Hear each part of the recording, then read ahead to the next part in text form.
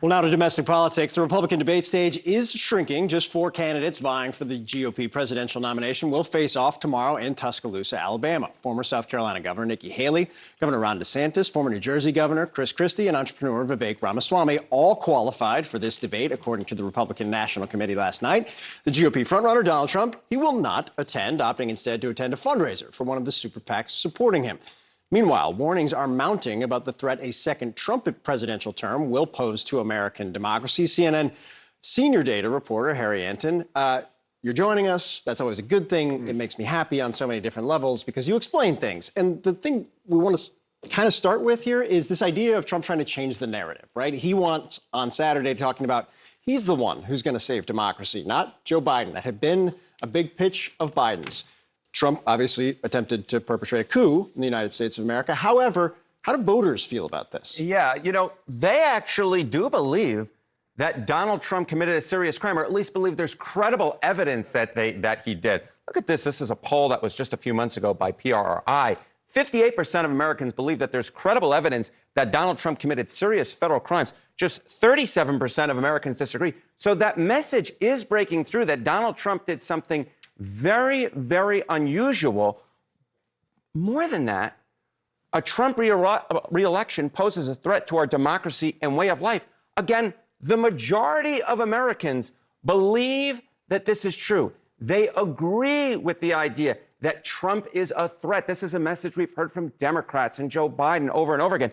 It does seem to be breaking through. Just 41% of Americans disagree. So all the reporting that's going out, all of the talks from Democrats does seem to be having an impact.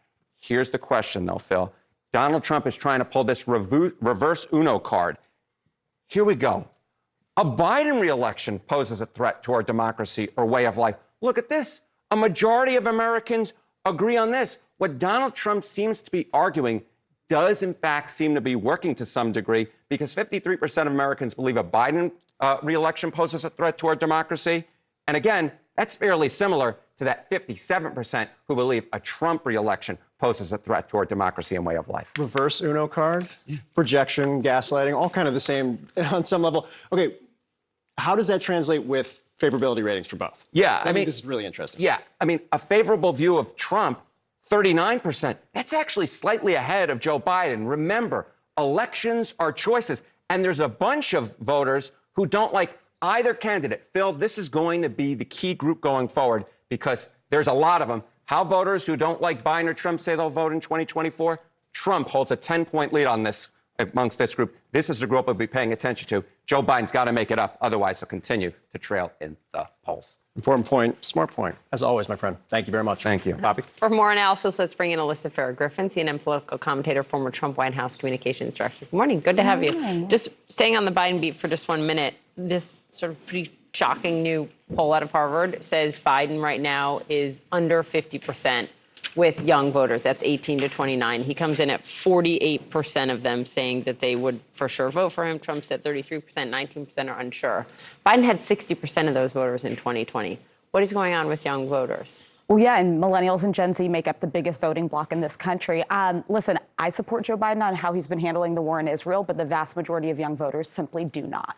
That's going to be a major factor that I think probably affects these most recent numbers.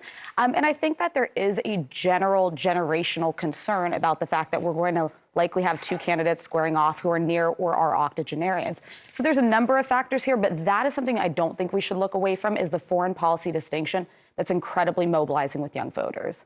To that point, the thing, it's not just young voters. The entire Democratic coalition is soft right now. There has long been an assumption that they'll come back over the course of the next 11 months. When it becomes a binary choice, it becomes very clear. Do you think there's a risk that won't happen? I think it's a tremendous risk to assume that just because that it will be Donald Trump and therefore people will turn out for Joe Biden. He uses the line, don't compare me to the almighty, but to the alternative. Here's the fact. Where we stand right now, Donald Trump will likely be the GOP nominee. This is a historically unfit person. This is somebody who's a former president, the only in history who's been denounced by former chiefs of staff, former secretaries of defense, former chairmen of the Joint Chiefs of Staff, former White House communications director, former White House press secretaries, and the list can go on. Yet he's very likely to be the nominee. There's only 3 ways to stop him. The primary season, which we're still in, the courts, which very likely may not convict before an election, or the general election. And for Democrats who I think rightly have argued he's a threat to democracy, you're saying we're putting one guy as the backstop to stop Donald Trump. We're not engaging in a primary. We're not considering governors or a younger fighter.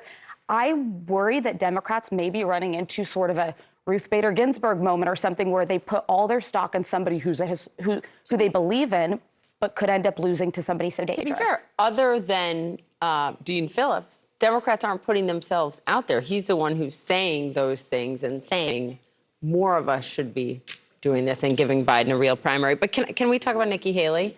Really interesting to see her rise. Chris Christie, there's New York Times reporting that some Republican big donors have a message for Chris Christie, which is get out, and they're throwing their money behind people like Nikki Haley. And part of what's interesting to them is that she's willing to talk about real entitlement reform on Social Security and Medicare. Listen to her.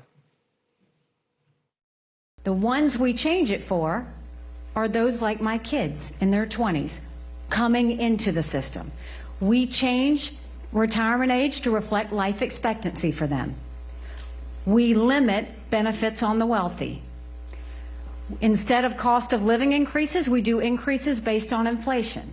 And we expand Medicare Advantage plans, which seniors love, that allow competition and reduce the cost of health care. Big money donors like Ken Langone here in New York, for example, saying, why do I need $3,500 a month? This has to change. What's the political calculus? Because that was sort of a third rail untouchable.